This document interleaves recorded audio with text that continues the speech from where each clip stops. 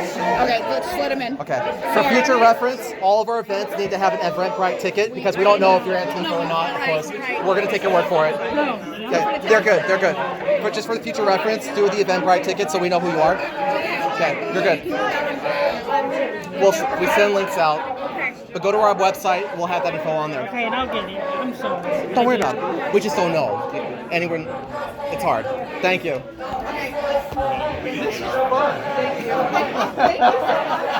not listening. But there are more people trying to get in that are supposed to be here. You know, I think we need to close it and then bring them on after.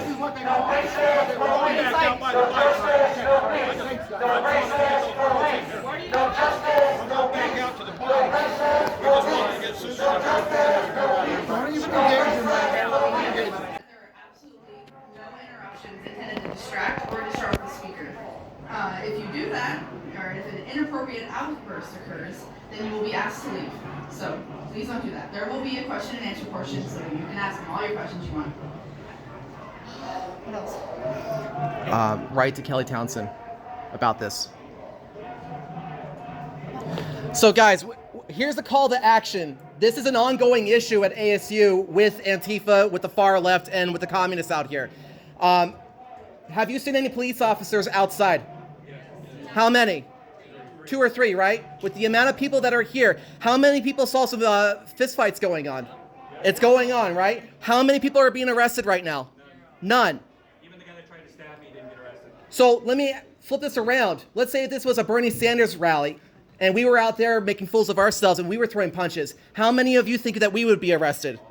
Absolutely. So there is a clear double standard with ASU and how they enforce policies and protection for students. Okay, the community is divided between the conservatives and the liberals. Right? There's a double standard. We are all aware of it. So I need you all to write to Kelly Townsend and other representatives and senators at the Arizona legislature and inform them about what's going on campus. This is a publicly funded institution, and watch how ASU will change their policies when their funding is cut because of these sorts of incidents. So if we could please do that together, support College Republicans United, support Turning Point, support the other college Republicans, which we don't like, but hey, whatever. We're all conservatives at the end of the day, right?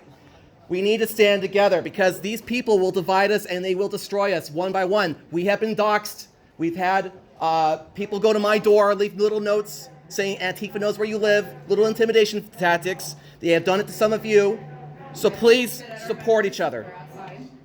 So we brought Sheriff Joe because he has had a long history in law enforcement. He understands the far left better than anyone else probably in this room. He is running for Maricopa County Sheriff again. We respect him. Not everyone's going to vote for him. That's totally fine because we can have dialogue and debate without killing each other for disagreements. That's what makes us conservatives. So, unless you have anything else to add. One more thing I'd like to add. Sheriff Joe, thank you so much for coming. Thank you for coming in the midst of this. Thank you for coming when there's coronavirus on campus. Oh, yeah. And everyone, please wash your hands. Yeah, I don't know if you guys knew, but last semester we tried inviting ICE on campus. We had this scheduled way back in May when the last semester had ended, and this was supposed to happen in November. And of course, as soon as people find out about it, they freak out on Twitter, just like some of you probably saw today. And so an hour before the meeting, the ICE representative, Rudy Bustamante, called me, and he said, we're not coming, we don't want to cause a disruption on campus. Antifa was already there. We were stuck in BAC with 100 protesters at the bottom. They left us high and dry. So thank you for coming. And now you can talk.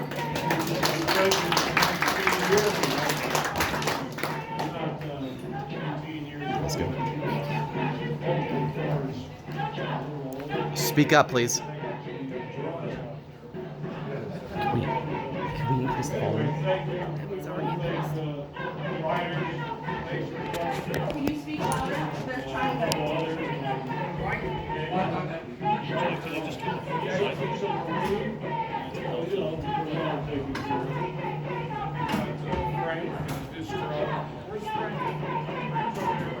He's by the door right there. He's by the door right there.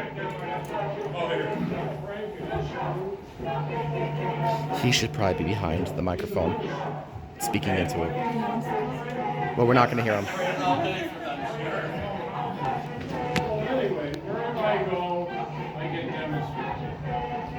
which I don't mind. I like demonstrations.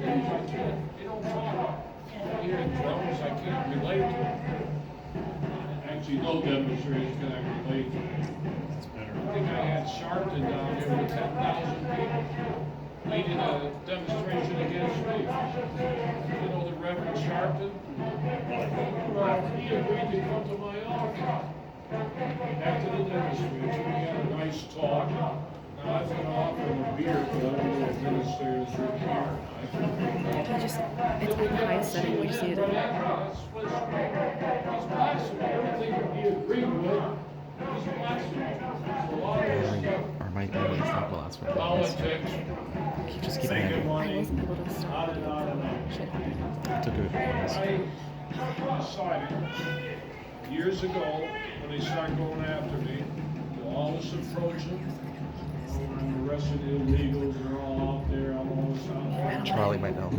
Media goes after me. Judges use that against me, federal judges.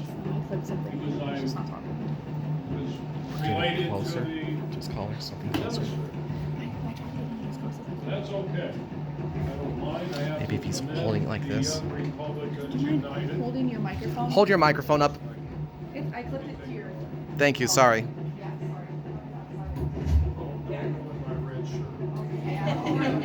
You know I read. Perfect. We love it. Do I have to start over again? No. I wear a red shirt.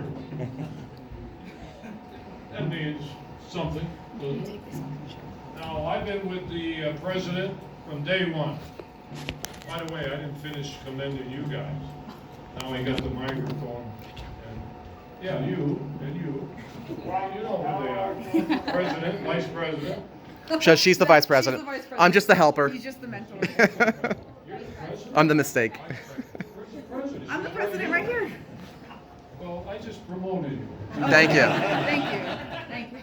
So, You're vice president now, right? thank you Been promoted. for having the fortitude, guts, that's not a bad word, guts to do what you're doing, protect free speech, Why? and some enemies out there standing up for what you feel is right. Okay? Thank you for doing that, and thank you for not backing down.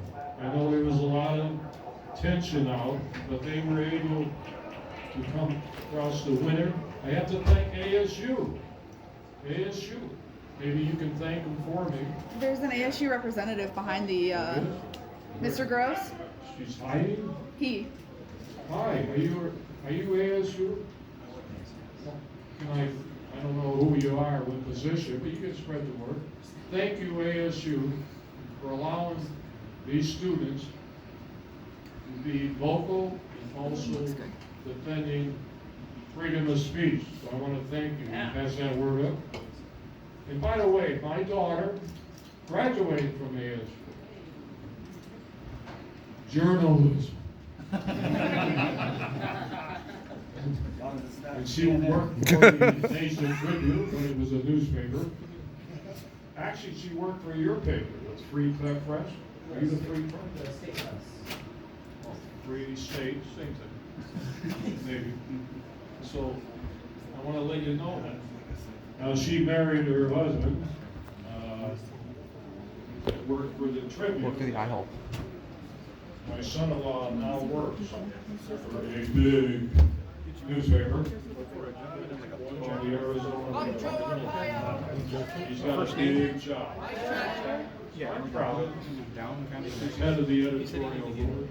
Do you know what the editorial, you have an editorial board for your newspaper? Are you a real reporter?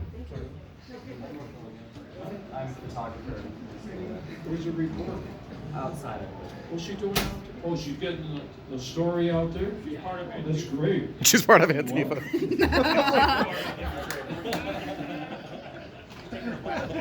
So anyway, I did all my thanks. And my friend over there, I knew him way back when he was West Side ASU. Right? I still am, actually. I spend my time out there.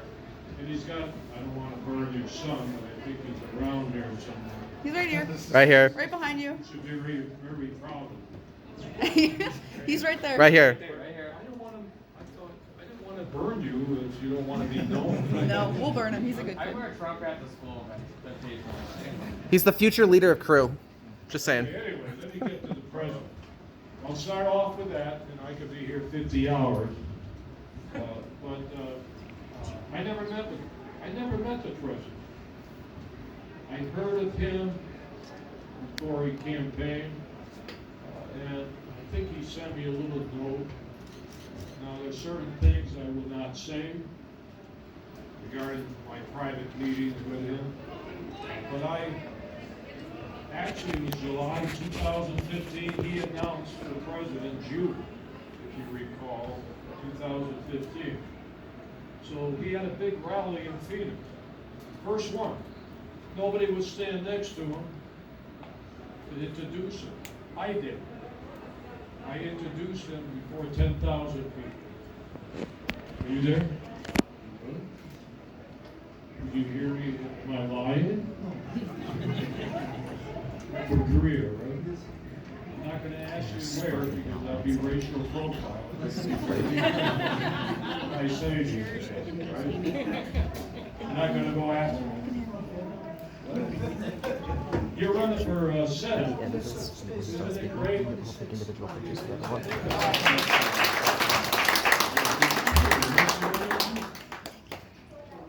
proud of him.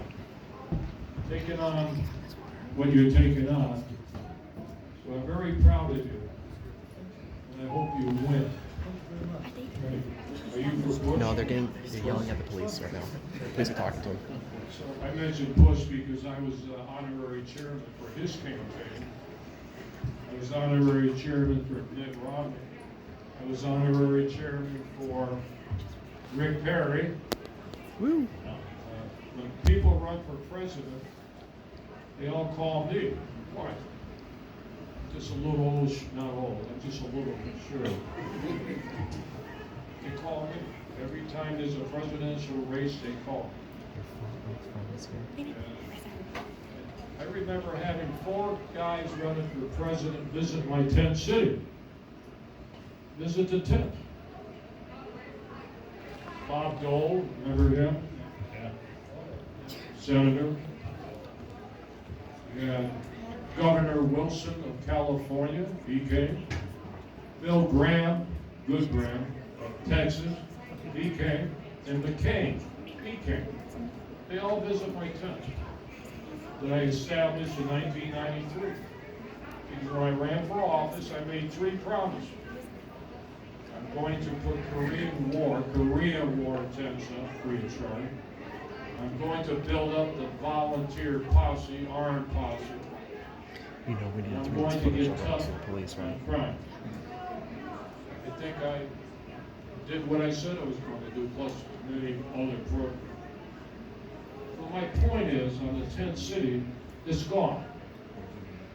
The guy that beat me, after I've been sheriff 24 years, the longest serving sheriff in the history of Maricopa County. But they got me last time. Got me. And I'll get into that in a few minutes. Donald Trump. I remember last year NBC interviewed me. Question was, is John McCain your hero? I've had a love-hate relationship with him. By the way, I'm writing a book. It's going to be a blockbuster. It'll be out in June. And I know how to be diplomatic and also know how to use the knife. So that's going to be a book. If anybody reads it, it's going to be very interesting. I'm going to talk about the birth certificate, which nobody in this universe will look at. I'm going to talk about the corruption in federal courts. I'm a victim of that. I'm going to talk about the collusion between a law firm that has delivered the money for steel One of the Antifa That people. same law firm trying to get my pardon erased. That's the same law firm joined team with that famous billionaire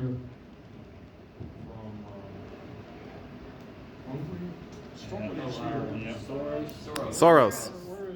Where's who? Budapest. What are you? Who? Budapest. Is he around? He's outside. It's you. He's from Budapest. You're from Budapest. Yeah. Your guy. Soros. He put $4 million against me in my campaign. Your guy. $4 million with this law firm to get me defeated in 2016. After 24 years fighting for the people of this county and this country. They call me America's toughest sheriff. Now, I like that. You know why? Because I am America's toughest sheriff in this regard. When I put people in jail in this county, whether they're dope peddlers, which we have a big problem, or illegal immigration, and I stop them in this county and throw them in the jail and the tents, they're not going to Chicago, anywhere else. They can't if they're in jail. So I'm stopping it here before they get somewhere else. So I think I'm doing something for the nation too, when we put people in jail in this county. That's why I'm like the national guy. I'm an international guy. I mean, when you talk about the birth certificate, I think that's international. When you talk about Honduras, I sent my deputies to Honduras. These aren't federal guys, they're my guys. G. Gordon Liddy and I ran an operation in 1969 called Operation Intercept under President Nixon. We closed that whole border for a short period of time, and then we started searching everybody. This is that whole border, 2,000 miles. The Mexican government hated us. And what I'm talking about in the past really is being repeated in current time. I remember when I took over as regional director in Mexico and South America and Central America, but I lived in Mexico City, but I covered all that area to stop the drug traffic. In those days, the French Connection was somewhat responsible for the heroin coming across the Mexican border from France. So I think that's a little international, but that was when I was with the federal drug enforcement for 20 years. Now, I like it when the president took a liking. Come on out to Vegas. He said, why are you staying here in Washington? I walked the black beat for 4 years. The toughest beat probably in America. I had a lot of assaults. I was very aggressive. Very aggressive. So I went out, I flew out to Vegas, got interviewed. 4 days later, I'm patrolling downtown Vegas, Fremont Street. If you've ever been to Las Vegas, you know what I'm talking about. So my name to fame is, you're all gonna like to listen. You're gonna say, forget everything else, Sheriff. We want to spend the next hour on the guy you arrested. Okay? But I'm not gonna do it. Briefly, I'm gonna just give you the guy was riding a Harley Davidson. It was 1957. When I stopped him, I looked at the blonde because there was a blonde in back of him. Or a guy on a motorcycle. I didn't stop him because of the blonde either. I stopped him because he was going like 100 miles an hour. So I took him down to the police station. I don't know, I didn't put him in handcuffs. I took him down, ready to book him. And then he conned me and not giving him a ticket. Now, that guy that you don't know because you're not that old enough to remember was Elvis Presley. So do you remember him? Now, we're going to talk about Elvis for, I ought to go talk to those guys. I mean, they got drums. Maybe they could do Elvis Presley's song out there. So I gave him a pass.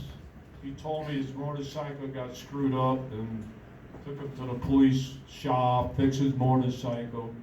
But I think at the time he was helping the president on drug abuse. And I know after I gave him the break, I think he gave 12 Cadillacs to the cops. I never got one, but that's okay.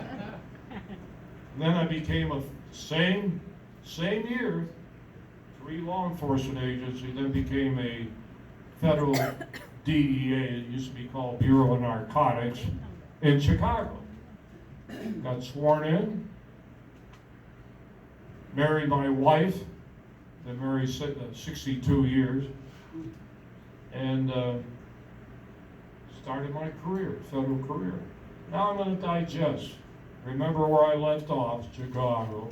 Then we'll get to Turkey, French Connection, where I started this off about Mexico being involved.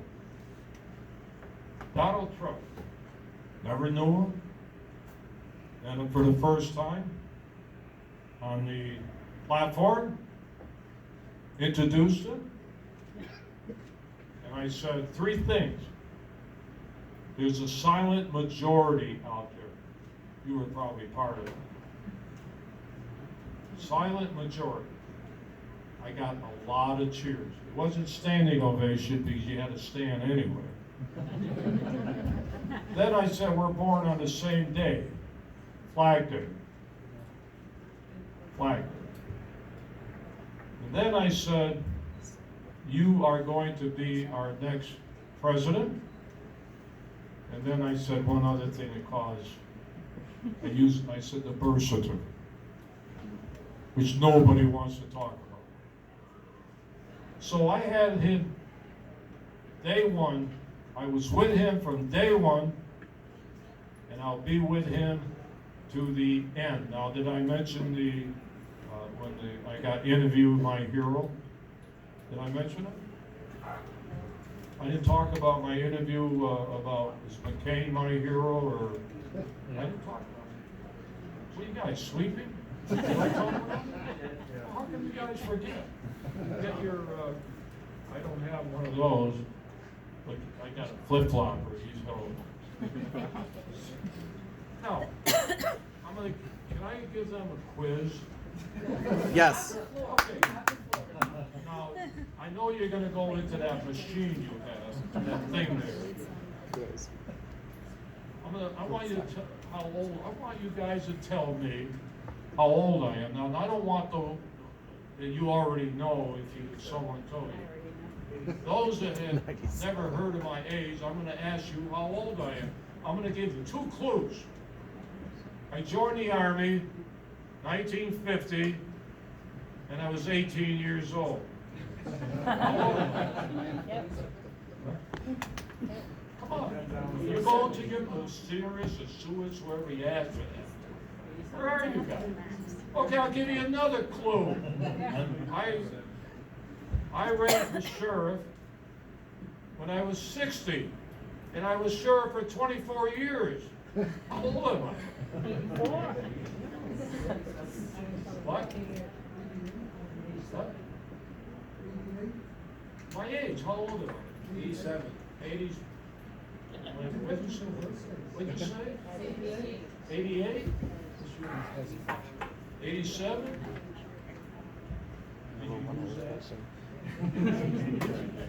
No, you knew that. No, because it's No, wait a minute. Trump wanted you when you were 85, and it's been 2 years. That's a good match with Trump. No, you're right. So everybody says, he's 87 years old, he's old, and all that crap. I can outgun you guys. In fact, I'll go out there and outgun these people. Don't give me the stage card. They're using that now to get me defeated.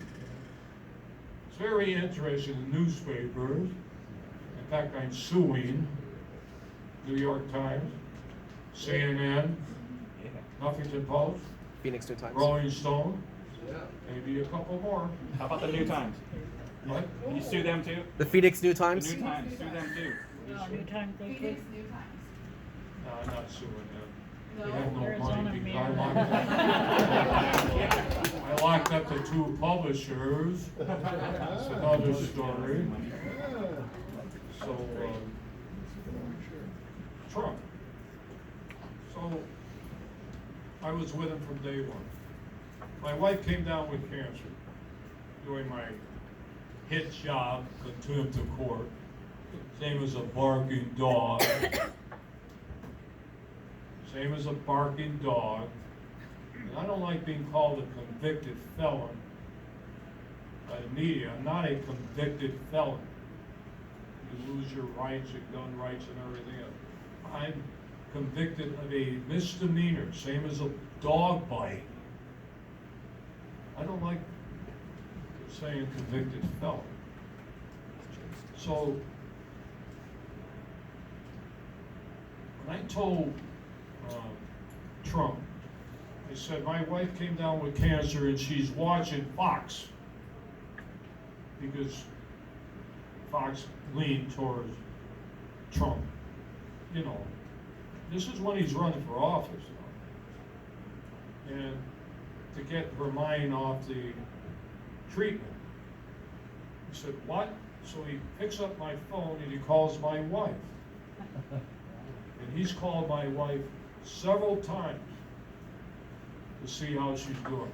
Now, when I gave my talk, I was prime time at the convention.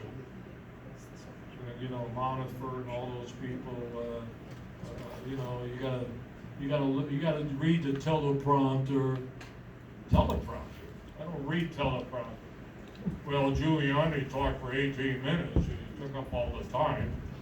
I said, and then he says, you only got 5 minutes. And I won't go into how this happened where certain people are isolating me from the president. He found out I was on that stage, prime time. And I said, I'm gonna talk about my wife. Don't tell me they're gonna introduce me as America's toughest sheriff with pink underwear. I don't talk about pink underwear, which I did. I'd sell 50 million more pairs. So, I never forgot that. Another candidate running this time around, wife called me. Well, my husband's in town, wants to meet you, he wants your endorsement. So I told the wife in a nice way, have him call. And I bring that up because Trump did not have to use my wife saying nice things to help her, to hook me. I was hooked from day one. Day one I was hooked. So I'm a big supporter. I'm not a flip-flopper like some Republicans. I support him from the heart. And what's difficult about introducing someone, because when I was chairman of Bush, Rick Perry, I told you Mitt Romney, and then you know how when you run a campaign, the campaign people or the candidate, oh, by the way, can you say this? Don't say this. Might hurt.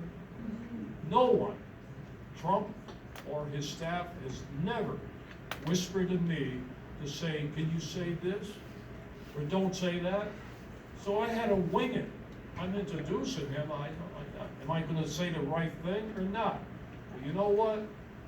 95% of what I said, I don't know, are there any psychologists, I don't know, you ever hear of mental telepathy and all that? Anybody know about all that? Sixth sense or whatever you call it? We must have some. Because every time I said anything, it conformed with him. So fortunately, we go down the same highway together. When I met him in private in a hotel room several months ago, he didn't come out there.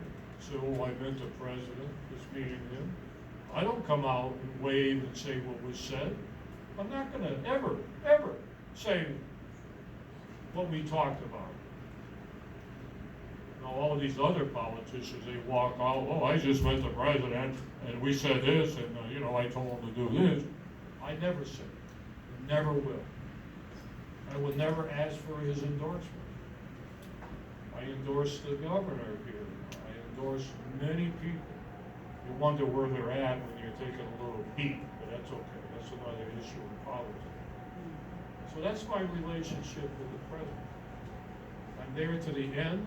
I don't care if people like him, don't like him. Fortunately, the majority of Republicans, I think, like him.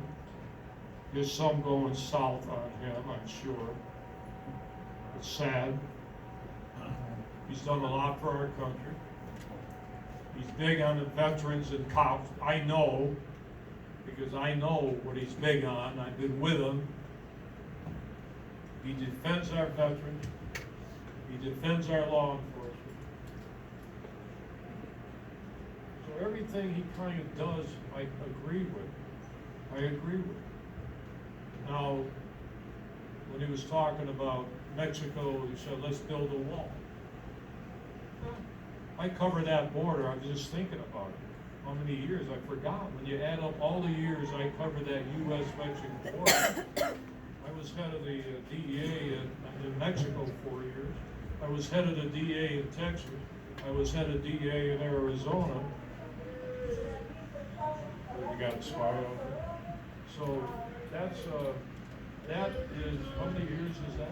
And then sheriff, 24 years, almost at the border. I got all those years on both sides of the border. So I think I know. At least they pronounce my name right.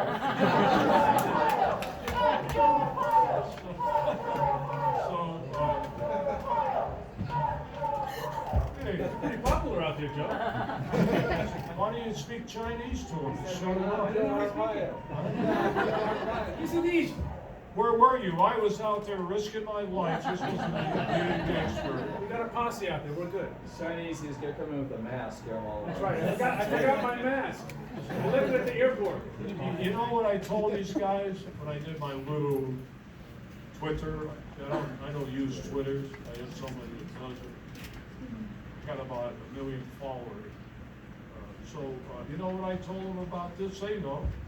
The president. You know. Where is she? She's right here. She been kidnapped? She's right here.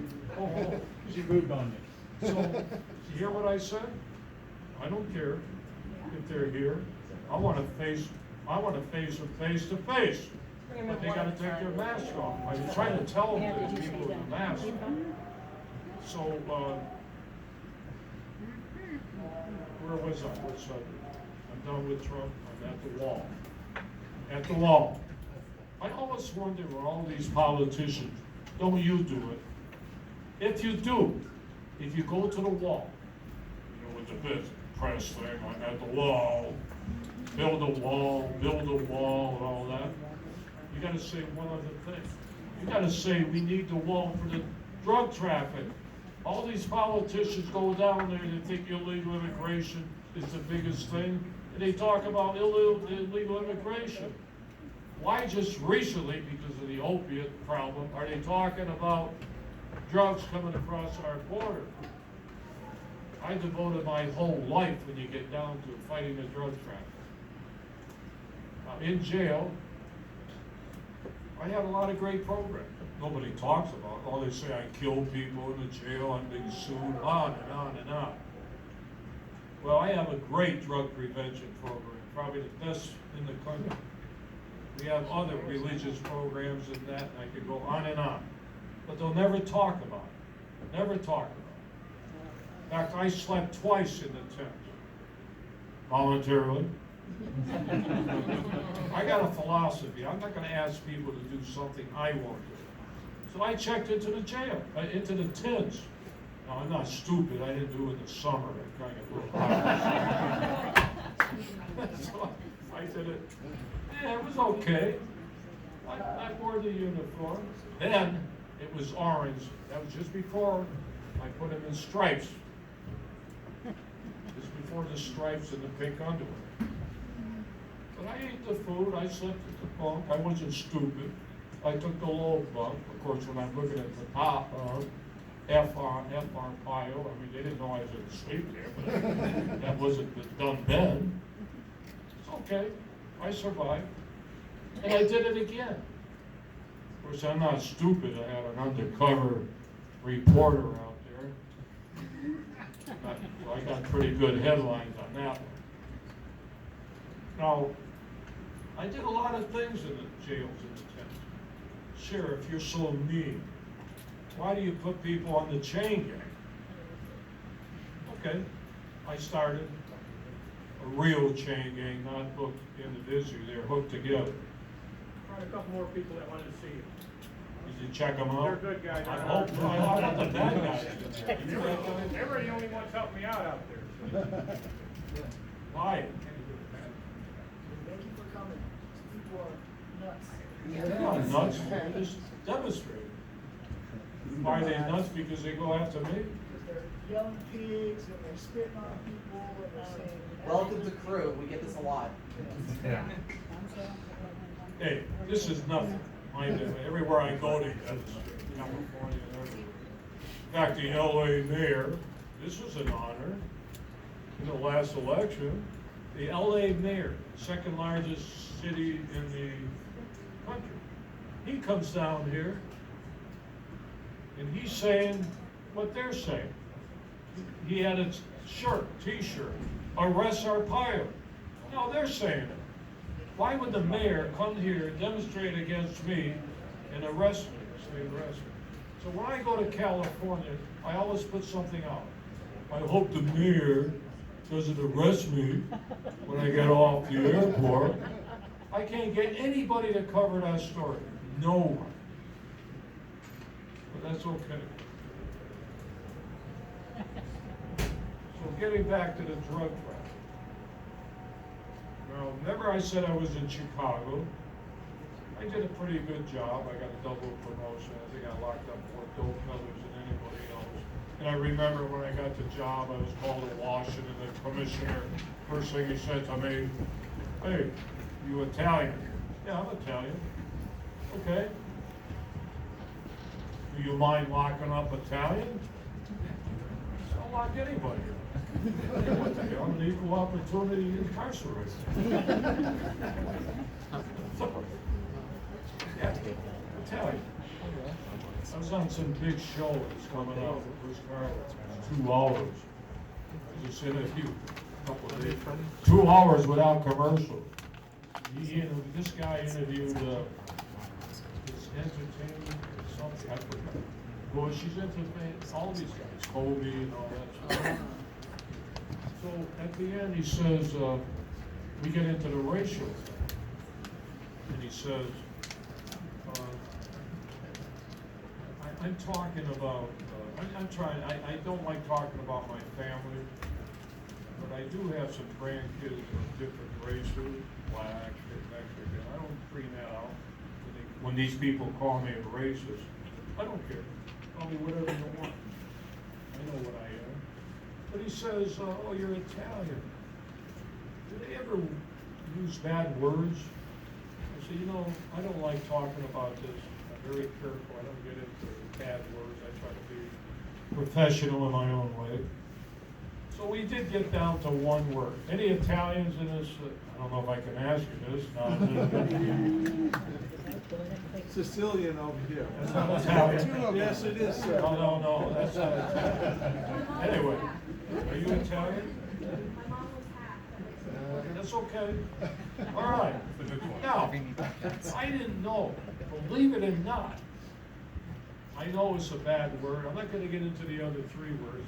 Paisan, you know what I'm talking about. So he got me to say, or I said, WAP.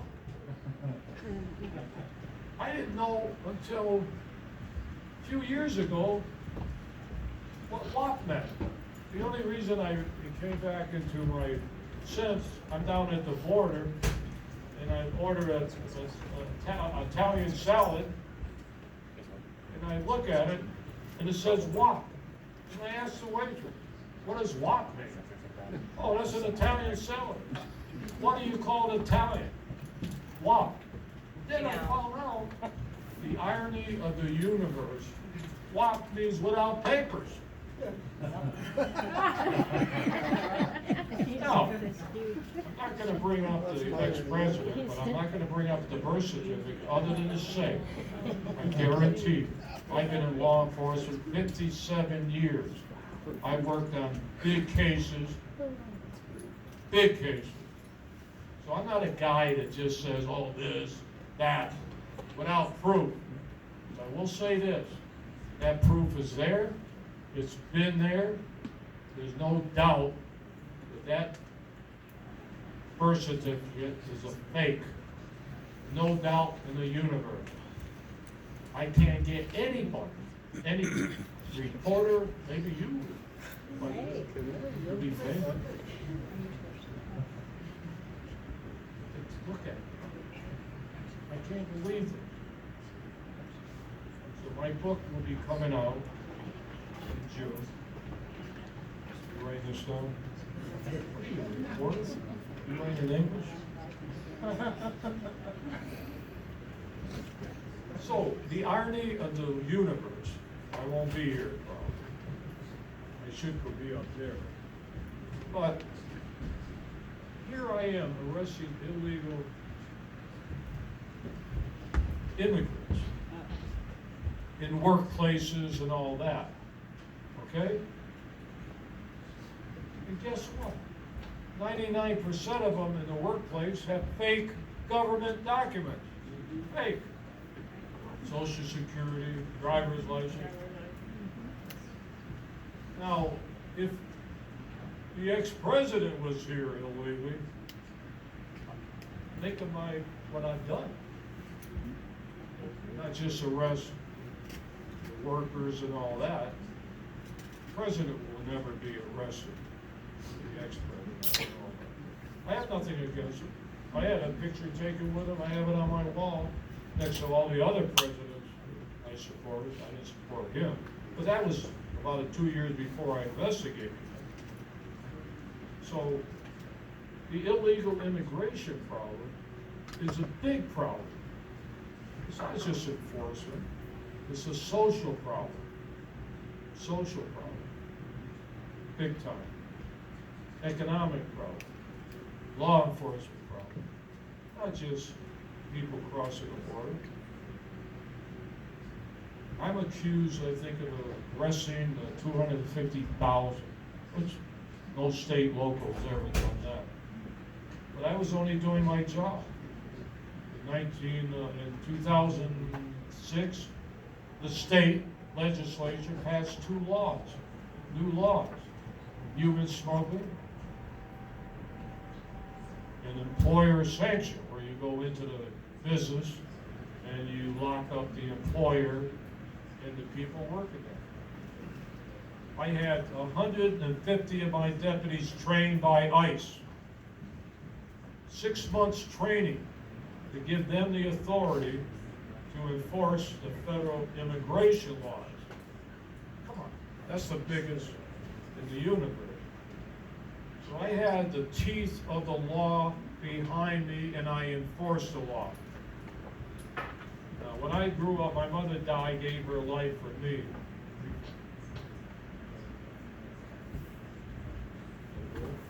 We've got 30 minutes, so if you want to do question and answers right now? Would I have 30 minutes? You have 30 minutes, yeah. Okay. I was with my mother and giving her life, she refused an abortion. So I worked hard in my life. All of you should work hard.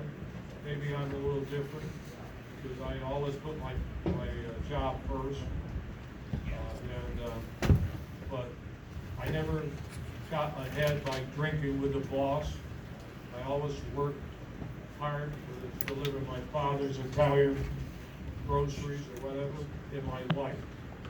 If you work hard, you will be a success. If you work hard, you have to earn. I don't care who you are or what you are. If you work hard, you will survive. My wife and I had a small business for 40 years, still there. But when you work hard in business, you're gonna survive, and I hope everybody that does it legally becomes a billionaire. As you get rich, people will get jealous, but you earned it. You take chances in school, you take chances in business, you take chances in government, if you're allowed to do it, with the bureaucracy and the swamp.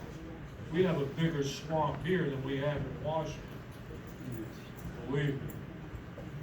I'm not saying ASU is a swamp. I'm not saying that. Of course, my daughter graduated from ASU. And I said that he left. Once again, I gotta commend ASU for allowing this to happen.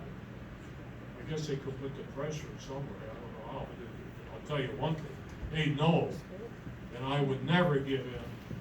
And if they refuse this, I'll go national and blast everybody. You don't think I'll do that, you don't know who I am.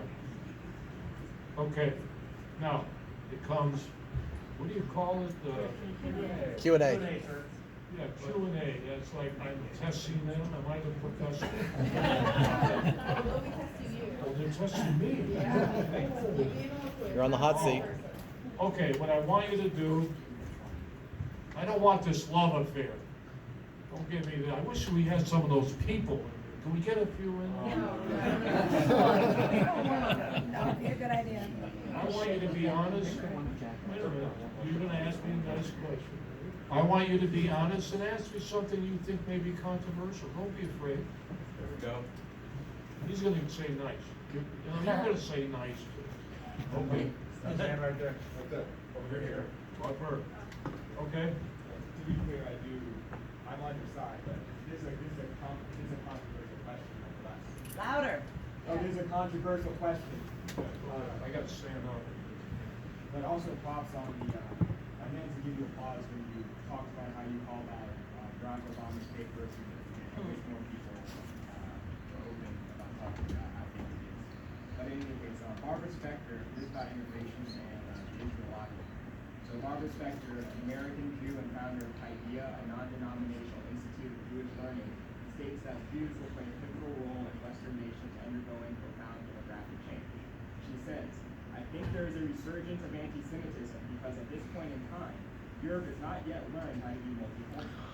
And I think we, Jews, are going to be part of the throes of that transformation. A transformation which must take place. Europe is not going to be the monolithic society they were in the last century. Hold on, just summarize it. I'll get to you.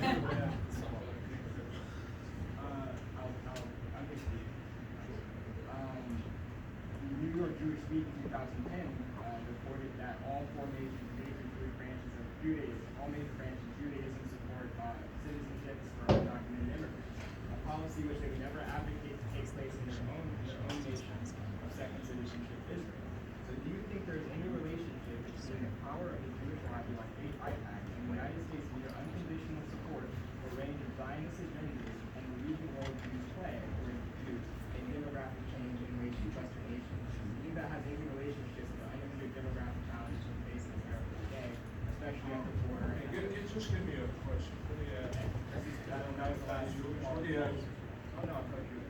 But do you think there's any relationship between the United States' unhindered support of Zionist agendas and I don't know. All I know is, in fact, Israel was here last week. Traveled all the way to interview me, plus Rome. Came 2 months ago again. And so all these international, they always come. I've been on 4,000. All I know is Israel is a great ally of the United States, a great ally of our president, Donald Trump.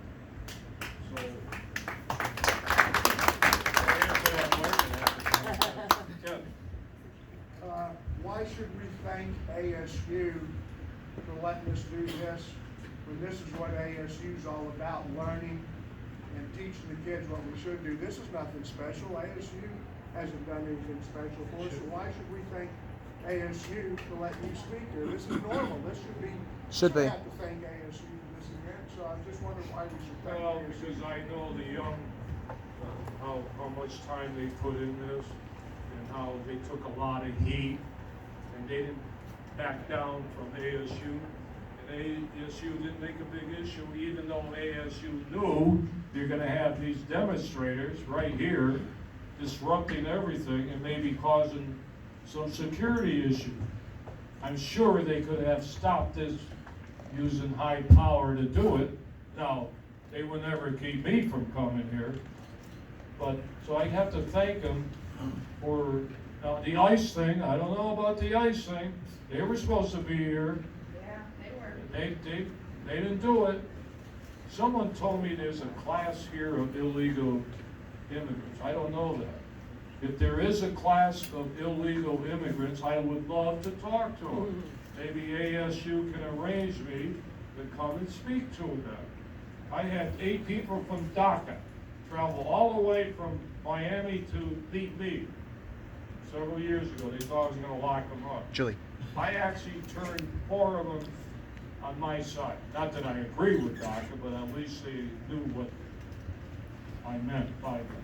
So the only reason I did this, because they could have caused more of the, come on, let's be